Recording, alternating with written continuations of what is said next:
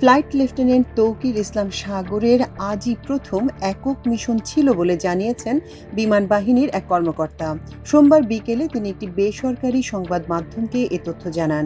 এদিকে আন্তঃবাহিনী গণসংযোগ পরিদপ্তর আইএসপিআর জানায়, দুর্ঘটনা মোকাবেলায় এবং বড় ধরনের ক্ষয়ক্ষতি এড়াতে বিমানের pilot flight lieutenant Mohammad Tauqir Islam বিমানটিকে ঘনবসতি এলাকা থেকে জনবিরল এলাকার দিকে নিয়ে যাবার সর্বাত্মক চেষ্টা করেছিলেন। তৌকির সম্পর্কে বিমান বাহিনীর আর এক অবসরপ্রাপ্ত কর্মকর্তা বলেন, তৌকিরের বডি পাওয়া গিয়েছিল দুর্ঘটনা থেকে বেশ দূরে। শরীরে বেশ ক্ষতি হয়েছে, একটা পা সম্ভবত ভেঙে গেছে, কান দিয়ে রক্ত যাচ্ছে, তবে শরীরে পালস আছে, আইসিইউতে রাখা হয়েছে। এরপর আইসিইউতে মারা যায় তরুণ এই পাইলট। সদ্য বিবাহিত এই পাইলটের প্রমোশন ডিউ ছিল আগামী মাসে।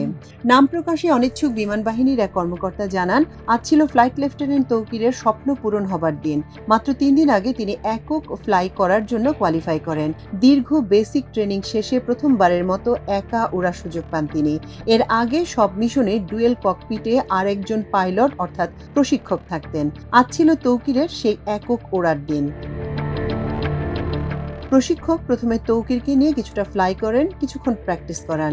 এরপরই ইনস্ট্রাক্টর ডুয়েল সিট থেকে নেমে যান এবং তৌকিরকে একা ছেড়ে দেন। তৌকিরের ট্যাক্সি অর্থাৎ রানওয়েতে যাওয়ার আগে যতটুকু পথ যেতে হয় এবং টেক অফ সবই ভালো ছিল। তিনি টেক অফ করার 5-7 মিনিটের মাথায় ইনস্ট্রাক্টর দেখতে পান এক ধরনের অস্বাভাবিক আচরণ। প্রশিক্ষক ওয়্যারলেসে বারবার যোগাযোগের চেষ্টা করেও ব্যর্থ হচ্ছিলেন। এর কয়েক সেকেন্ডের মধ্যেই ফাইটার জেটটি বিধ্বস্ত হয়। পাইলট শেষ পর্যন্ত কোনো কিছু চিন্তা না করে যদি আগে বের হয়ে যেত তাহলে ক্ষয়ক্ষতি অন্যরকম হতো, তবে তিনি নিজে বেঁচে যেতেন।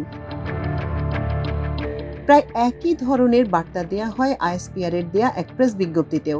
এতে বলা হয়, বাংলাদেশ বিমান বাহিনীর F-7 BGI যুদ্ধবিমান নিয়মিত প্রশিক্ষণের অংশ হিসেবে আজ সোমবার বেলা 1:06 ঢাকার কুর্মিটোলাস্থ বাংলাদেশ বিমান বাহিনীর ঘাঁটি AK খন্দকার থেকে উড্ডয়নের পর যান্ত্রিক ত্রুটির সম্মুখীন হয়।